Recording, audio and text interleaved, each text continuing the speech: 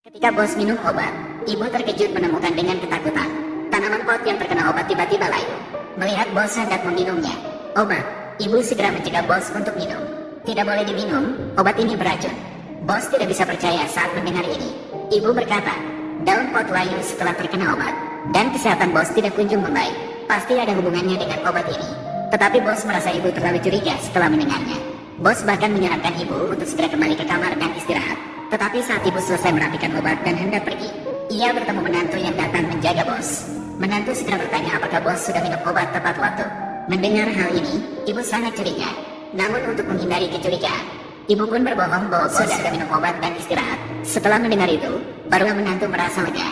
Meskipun hubungan antara wanita dan menantu perempuan cukup baik, dan menantu perempuan bahkan sedang hamil anak dari presiden direktur, namun wanita yang penuh perhatian masih menelepon ke sekretaris. Sekretaris mengirimkan hasil pengujian obat tersebut, meminta dia untuk menguji apakah obat tersebut benar-benar ada di dalamnya.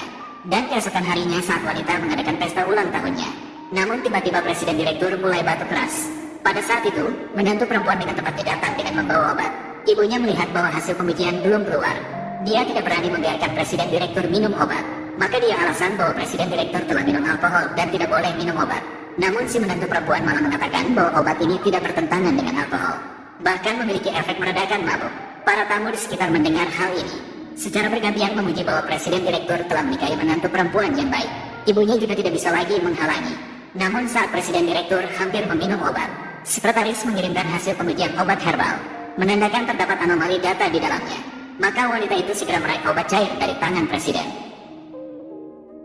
Obat ini tidak boleh diminum. Ibu, apa yang sedang kamu lakukan? Junru, apa sebenarnya yang terjadi padamu? Ayah, aku, kakak ipar, di mana Suer membuatnya? Apakah kamu tidak puas? Apakah kamu harus di depan? Tamu begitu banyak di sini. Apakah membuatnya malu?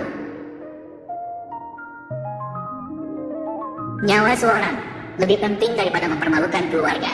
Ayah, bodoh. Obat ini memang bermasalah. Tanaman hijau di samping tempat tidur seorang. Setelah terkena obat-obatan Cina ini, tanaman itu layu. Aku meminta asistenku Xiaoli untuk melakukan uji coba. Data memang bermasalah. Ayah, cepat lihat. Inilah masalah yang kamu bicarakan. Zhao, hasil uji coba sudah keluar. Hasil uji coba sudah keluar.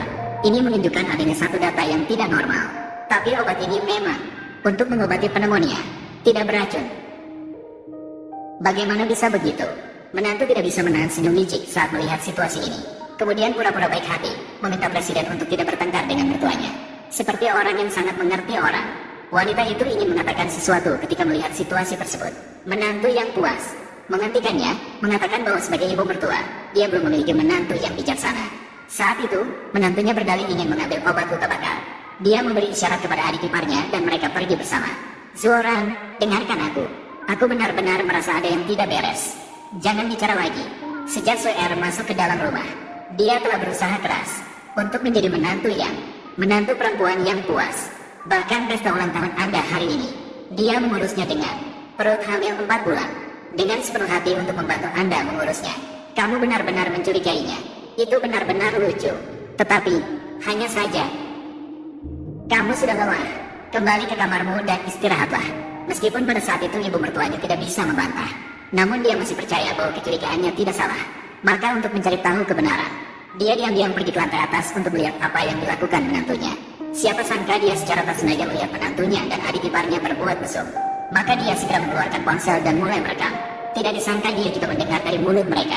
Menantu sedang meracuni CEO. Tidak hanya itu, anak di perut menantu ternyata adalah dari adik ipar. Dan tujuan mereka melakukan semua ini hanyalah untuk mendapatkan harta bos. Setelah mendengar itu, mertuanya tidak tahan lagi. Dia segera masuk dan ingin membongkar konspirasi mereka. Kakak ipar, kamu dengarkan aku. Itu dia. Bukan begitu, ibu. Adik ipar memaksa saya. Jangan berpura-pura di depanku. Aku akan memberitahumu segera. Orang tua dan Zuoran, kalian tunggu saja. Keluar dari rumahku. Jangan begitu, kakak ipar. Kau gila. Kau membunuh dia. Kita berdua sudah selesai. Membunuh? Bagaimana mungkin?